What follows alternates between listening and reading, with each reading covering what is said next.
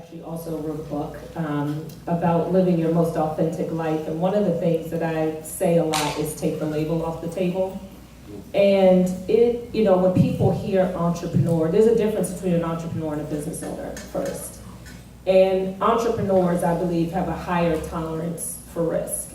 And business owners, you can more predict what's going to happen. You're actually trying to build something that is more steady, right? And the reason why I say take the label off the table is because, I always tell people, sometimes I talk to everybody, like in the grocery line, at the post office. I used to be so embarrassed when my mother would do it, and now I am her. And so in those conversations, though, if it ever gets to, oh, what do you do for a living? And I say, oh, I'm an entrepreneur and I run a business. And you get, oh, right? Now, the person has no idea if I'm successful. Right? I could have just filed bankruptcy for all they know. I could be just barely paying bills. I might not be paying my bills.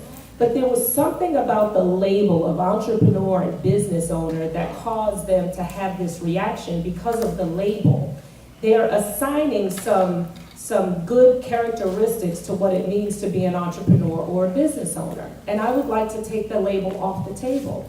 Because not everybody is meant to be an entrepreneur or a business owner. And it really drives me crazy when I see that meme, if you're working for someone else's business, you're not building your own dream. The reason why I own my business now is because of a man who worked for 30 years in corporate America, made millions and millions of dollars, and used that money to then spin off and help entrepreneurs start their businesses.